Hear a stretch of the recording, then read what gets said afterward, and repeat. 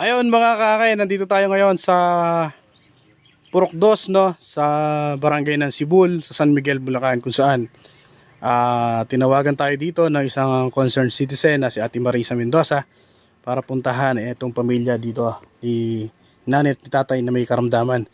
Pagpasok mo dito mga kakay, ito ang kanilang lutuan, dikahoy, tinuloy naman, tara pasok. Samahan nyo ako, pasukin natin ang loob ng bahay nila. Yan, dito.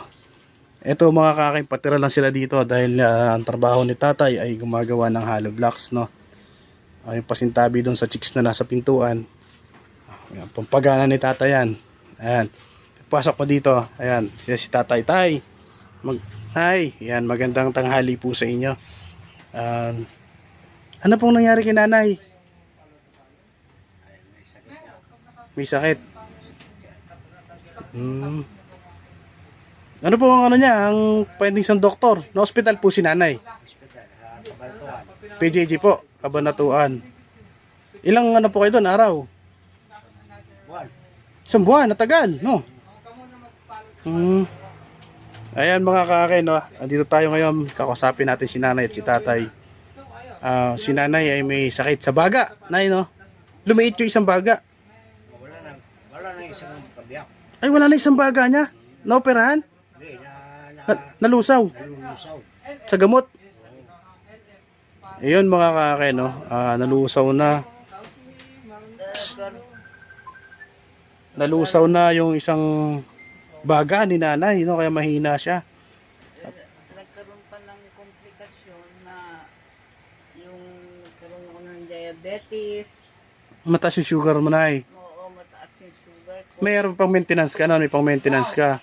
Ano? Inaano ako ng turok. I-inject lang. Inject lang.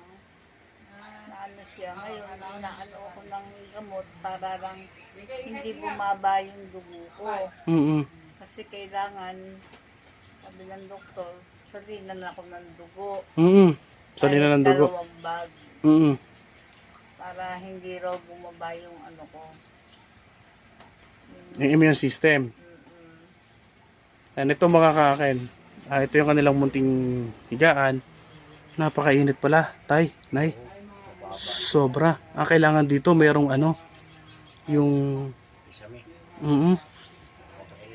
ang init ng kalagayan din ni nanay, no. Si tatay mga kakain, ang trabaho niya, gumagawa siya ng hollow blocks, no. Tauhan siya rito. At siya na rin ang parang nangangalaga dito, tay, ko na nangangalaga sa buong ano na to. Ayan mga kakain. May gustong magbigay ng tulong kay nanay, kay tatay. Si nanay ay may diapers ka, nay? Anong size? Medium. Medium size. Adult, medium size mga kaakin. Kailangan natin si nanay tulungan. At gatas. Kailangan ng gatas niyan. Yung ganito lang yung Ano po yung gatas? Bear brand. Bear brand. Yun ang ano ng doktor. Hindi naman. Sterilize. Oo, sterilized. Bear brand sterilize. Ayun mga kakain. Siyempre, kailangan gamot po, vitamins, ganon. Oo, yan, gamot. Ano po yung gamot na vitamins nyo po? Lagyan ng ano doon sa ano. Sa bayan binili yan. Ano po pangalan, tay?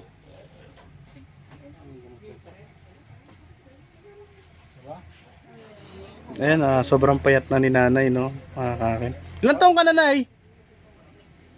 63. Ang init, no? Sinadong mainit yung kanyang ano dito. Mga gamot na. Pangalan to. Saka yung ano yung sa baga. Pakita mo. Yun. Ayan yung mga gamot nila. Okay tayo, okay tayo. Ayun mga kakain, no? Muli ako lumalapit sa inyo. Sana isa din sila sa mabigyan ng tulong. At syempre, hingilalapit ko din kay paring Kap Udeng. Ayan. Dahil na residensya siya dito, kapitan siya dito. Lalapit natin si nanay si tatay para matulungan din yung kalagayan nila. Wala po kayong anak, ano? Isa yung anak nyo ni nanay, namatay na. Sa kidney. May kita 5 taon. Ayun. Isa lang yung anak nila. Kaso namatay din dahil sa kidney, mga kaakay, no? Ang kinabubuhay nila ngayon, ito paggawa ni tatay, napansin nyo, naka-medya siya, gumagawa ng hollow blocks. Pero si tatay, 62 years old. Ang lakas, no? May kamag-anak ka rito, tay, sa San Miguel. May kapatid ko sa Paumbong, Paumbong. babae. Oh, pero si tatay coming from Davao City. Tama tayo, Davao. Si nanay naman ay from Pangasinan. Ayun lang mga kakay, maraming salamat sa lahat ng magbibigay ng tulong. God bless us.